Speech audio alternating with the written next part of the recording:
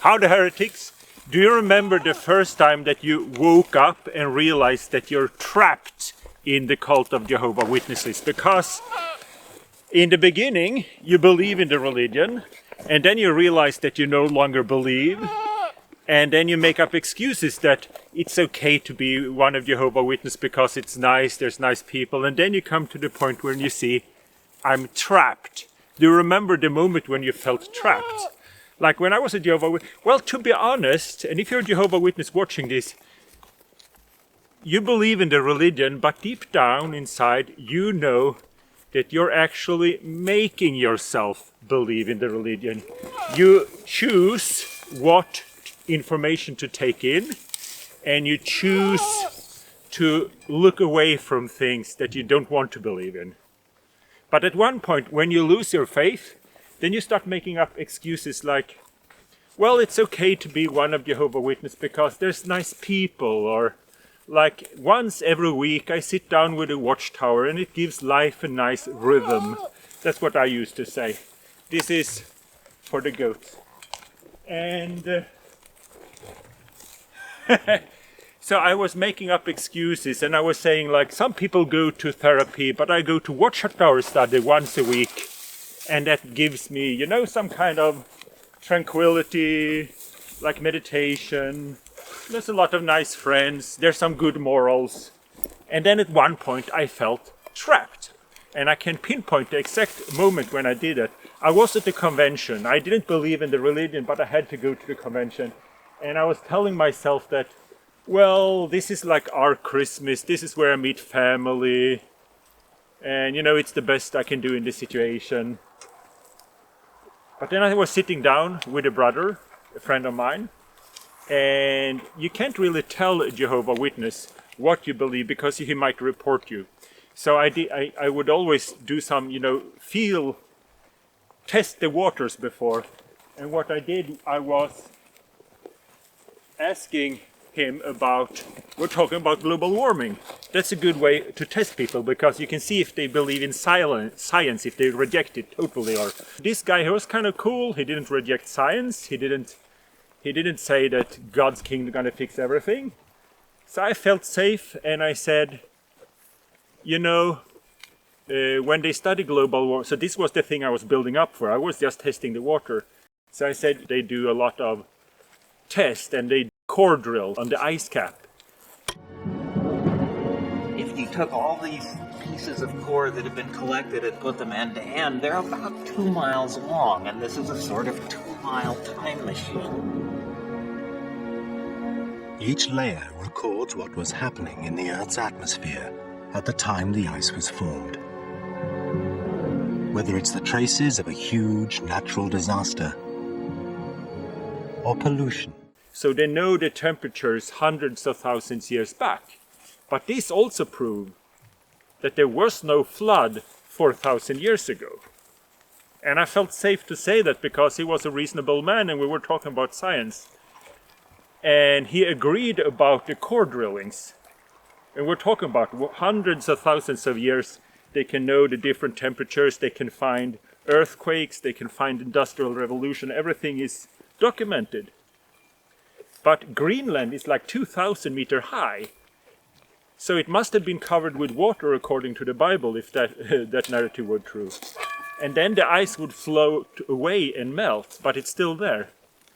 So after he agreed about the core drills and stuff like that, and I turned it into talk about the flood of Noah, and I said, I wonder how long the governing body will keep our current understanding, because I had no thing about leaving that time. So I just said, how long will the governing body keep up our current understanding, because it's easily proven wrong. And his face just turned into robot face and said, do you know the definition of apostasy? The definition of apostasy is a person that disagree with Watchtower. And when you get baptized, you promise to always agree with Watchtower, even if they would change it. So he knew that Watchtower was wrong.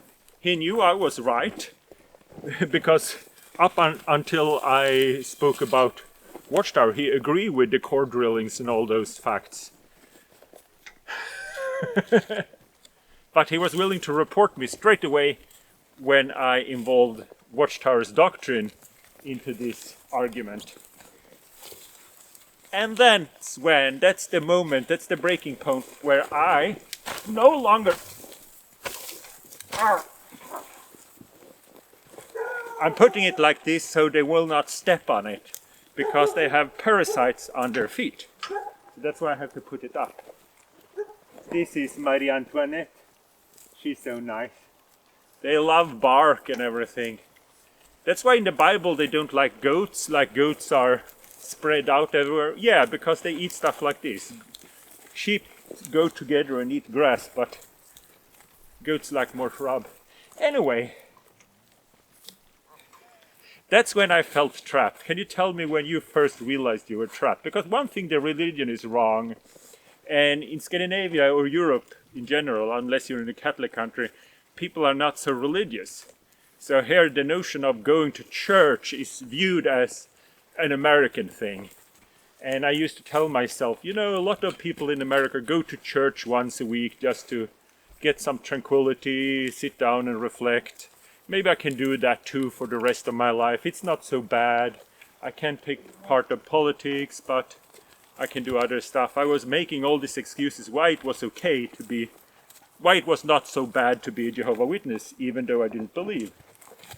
And the reason why I brought up this now is because I have contact with a lot of PMOs. And there was a PMO now that basically said that there's a lot of good morals in the Bible. And anyone can come up with these morals without the Watchtower. But I came up with this moral thanks to Watchtower. And I would like to pass it on to the next generation. So we're still in the denial phase where you understand you're trapped, but you're making up excuses why it's not so bad. To be honest, do you really need Stephen Lett to tell you that you shouldn't kill people? That it's wrong to murder, and I would not have understood this unless it was for Stephen Lett? Well, then you have a bigger problem than you might realize. So that's the moment when I felt trapped. And I remember I told my mother, and she also would agree with the cord drillings. They drill cords in Greenland that they can document hundreds of thousands of years with no interruption from a global flood. And she agreed with this. And she said, and I said, would it be right that I would be disfellowshipped for just stating out a scientific fact? Because that is a fact, no matter what you believe in global warming, but or if you believe in the Bible, but those core drillings are a well-documented fact. And her only excuse was, well, you didn't get this fellowship, so get over it. And I told her, well, if I would have got this fellowship for this, you would be loyal to the organization and not to your son. And she was just quiet. She didn't say anything for the rest of the day because she knew it was true. She knew the core drillings are real, they're well documented. They prove that there were no flood 4,000 years ago. But if you say it out loud, they will disfellowship you and I will be loyal to them. That was my mother told me. That's when I felt trapped, and that's when the frustration started building up and you get the angry apostate cliche. But now I'm a happy apostate cliche. I got a lot of love the last week and a lot of sleep. I've been working like until 5 o'clock and then I go straight to bed and sleep. And that's actually one of the good things with being an apostate. I don't have to go to meetings or anything. I just work and then I slept, and I slept for 1 week and I feel so much better. But I received a lot of love. Thank you very much from me and my goats. So please let me know in the description where were the point where you started feeling trapped. It's not a good place to be. But if you leave the organization of Jehovah Witness, there's a paradise on the outside. That's why I always say, see you in paradise. Because when you're a witness, you believe that paradise is delivered to you. Someone say, this is the paradise. It comes with a side dish of this and that and a bill of this and that, and someone gives it to you. And I think that a little about the Lloyd Evans scandal. I think a lot of people get used to the idea that someone will give you salvation, someone will save you. And Lloyd is the kind of guy that would love to say, I am the savior. That's his personality. Just leave it at that. And if you get criticism, he's the victim. And then you have a bunch of cult members that go like, I need a savior. This is the savior. I'm not your savior. I'm just a guy with goats. And the reason why I always end with see you in paradise is because your paradise comes from within. You build your own paradise. Hi everyone, and welcome to this week's video. If this is your first video with me, my name is Angel DeSantis. I grew up in the Children of God. I left and I now run this YouTube page on religious trauma.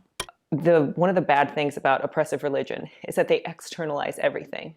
You have to look outside yourself for God. You have to look outside yourself for permission to do anything from the leaders.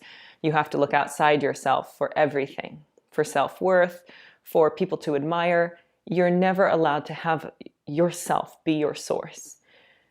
And when that happens, it is easier to leave a cult and just kind of take the mindset and just attach it to another person. And I think that is what might have happened with a lot of people, because you think, oh, this person is giving good information, this person is someone to admire, this person has been through what I've been through, and you just switch the external source instead of switching from an external source to an internal source. So when something like this happens, it makes you feel like there is no external source for your life and there is no internal source. So what do?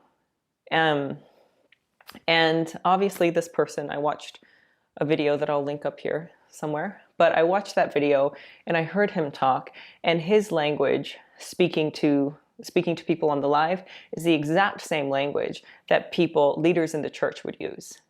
It's the same victim blaming. It's the same like oppressive language. It's the same like, what about me? I'm the victim. Yes, you caught me doing something bad, but isn't it your fault for saying that I'm bad? And it's sort of this gaslighting turnaround, which if you were in the religious community, you know very well. But I want to encourage you that there are good people out there, you being one of them. And if there is any way for you use this time as an opportunity to start taking that lens around and start letting yourself be your source. That would be my number one piece of advice, is let yourself be your source. Your paradise comes from within. You build your own paradise. This is my paradise with goats. So you don't need me or anyone else to build your paradise. It comes from within. That's a beautiful thought. So don't trade Watchtower with an apostate cult. If you think I'm a cult leader, you came to the... Well, actually I am a cult leader. I started my own cult, but that's nothing to do with this channel. It's called the Shiny Bucket. So anyway, life's great, and thanks for all the love I received this week. It's very nice. So let me know in the description at what point did you feel trapped? See you in paradise.